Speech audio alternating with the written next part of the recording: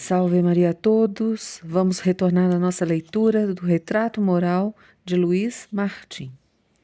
Antes de iniciar a leitura, gostaria de te dizer àqueles que não assistiram ao vídeo da confecção de um devocional, a leitora que vos fala se colocou em prontidão para um dia na semana, ao invés de fazer a leitura, fazer juntos aqui no canal o devocional. Um dia, a leitura do devocional, a meditação do devocional, a oração do devocional. Então, a leitora pensa em fazer nas quartas-feiras. Então, nas quartas-feiras não haverá a leitura do livro que nós estamos lendo, mas a execução do devocional, né? E aí, aqueles interessados em adquirirem o material do devocional, tem um grupo no WhatsApp nesse vídeo que foi aberto só para as pessoas que entrarem receberem o material para poderem tirarem aí tirarem cópia nas papelarias perto dos senhores, ou aqueles que desejarem receber o material já pronto, tem a papelaria que já tem todo o conteúdo lá já pronto, preparado, e pode enviar para todo o Brasil, e vai ficar também o contato da papelaria lá para aqueles que desejarem. Então, as duas opções no grupo de WhatsApp que está na descrição do vídeo sobre como montar o devocional. Perdão, tanta fala, vamos voltar à nossa leitura. Retrato Moral de Luiz Martim. Espírito de apostolado. Meus pais interessavam-se muito pela salvação das almas.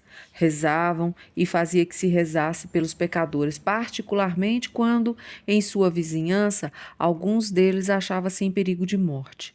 Estavam atentos a que recebessem os últimos sacramentos. Minha mãe escrevia no dia 14 de maio de 1876 à sua filha Paulina, interna na Visitação de Mans.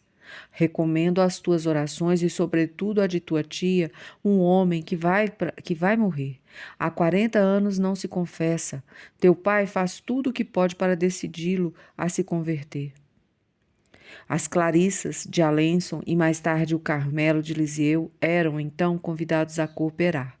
Naquele tempo não existiam, como em nossos dias, múltiplas obras e movimentos especializados. Todavia, meu pai pertencia aos que estavam estabelecidos como o Círculo Católico de Alençon e a Conferência de São Vicente de Paulo, da qual era membro ativo. Mais tarde foi inscrito na lista dos fundadores do Círculo da Paróquia São Tiago, em Lisieux. A obra de apostolado mais conhecida entre nós era a propagação da fé, a qual meus pais faziam uma grande oferta todos os anos. Em suas orações estavam incluídas as grandes intenções da Igreja e do Papa. Em casa, ouvíamos frequentemente falar com tristeza dos males da Igreja, do cativeiro do Pontífice Romano, dos princípios de perseguição na França e no mundo inteiro. Não posso, entretanto, deixar de frisar que, acima de qualquer oração, meus pais recorriam ao santo sacrifício da missa e que tinham empenho em mandá-lo celebrar pelas almas dos defuntos. Ver-se-á mais tarde que meu pai conservou esta preocupação do auxílio espiritual até nas angústias da doença.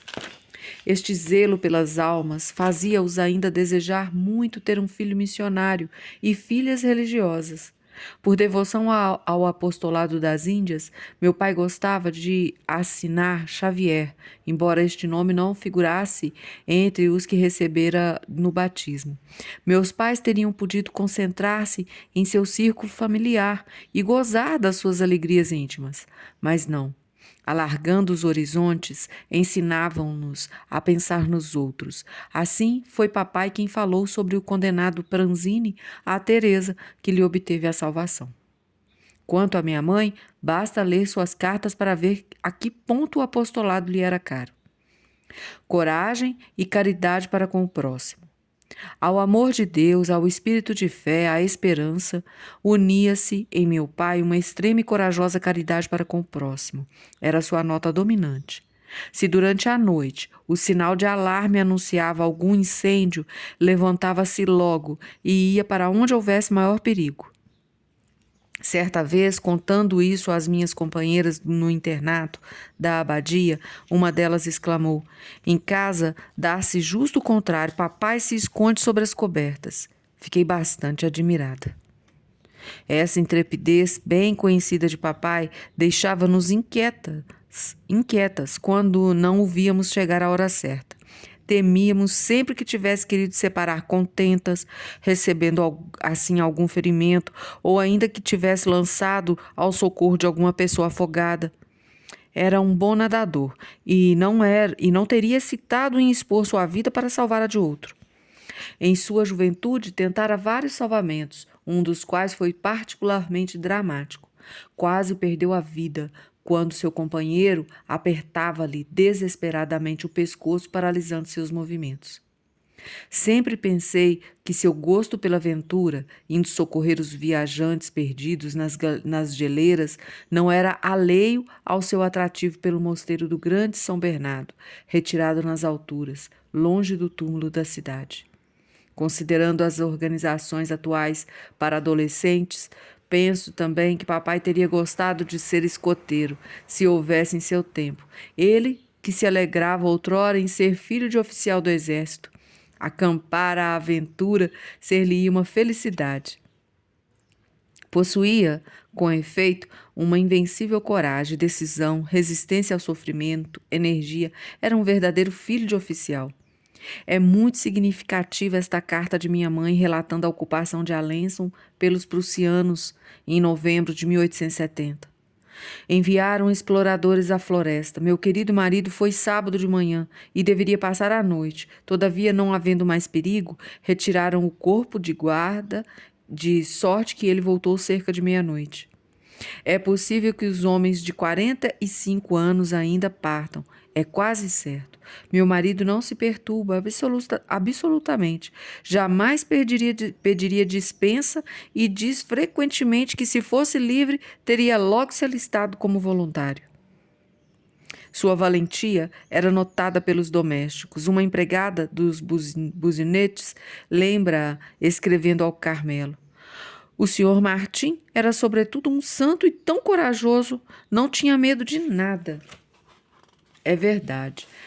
A verdade é que, como acabo de dizer, ele acorria logo a qualquer lugar onde havia perigo. Certa vez em Alençon, indo fazer a adoração noturna em Notre-Dame, encontrou o dormitório dos homens em chamas. O incêndio era devido ao fogo da lareira, que fora muito atiçado. Foi uma ocasião de exercer seu engenhoso devotamento, lançando os colchões pelas janelas e salvando tudo que pôde. As cartas de minha mãe falam disso. Certa manhã, o fogo devastava o interior de um casebre, defronte aos buzinetes. Ele foi logo ao socorro da velha irlandesa, que ficara sozinha em casa e conseguiu dominar o incêndio. Em casos semelhantes, não queria ajudantes e impedia que se gritasse fogo, com receio de pilhagens. A pobre mulher levantava os braços ao céu e pedia em sua língua estrangeira todas as bênçãos para o seu libertador. Fui testemunha do fato. Quanto ao seguinte, foi contado por meu pai. Sua presença de espírito é ainda notória nesse acontecimento. Indo à pesca, perto de Lisieux, viu-se às voltas de um touro furioso que despedaçava sua caixa de instrumentos de trabalho, colocada a pouca distância. Apanhar seus anzóis e fugir seria feito num instante, mas o animal estava perto demais e, sem uma manobra tão ousada, com pronta, tê-lo-ia infalivelmente derrubado. Voltando-se para o touro, ameaçava-o sem cessar com seu feixe de anzóis. Isto fazia-o recuar. Aproveitando o terreno ganho, papai ia correndo para a frente, renovando sua tática até chegar à cerca da pastagem. Terminou sua narração com estas palavras: "Agradeci ao Senhor, minhas filhas. Sem sua proteção, desta vez seria fatal." Isto mostra o perigo extremo em que se achou. Nesta ocorrência, meu pai salvara, por seu sangue frio, a própria vida, como teria feito para salvar a de outro em semelhante situação. E amanhã continuaremos descrevendo os feitos do Sr. Luiz Martim. A todos os senhores, salve Maria.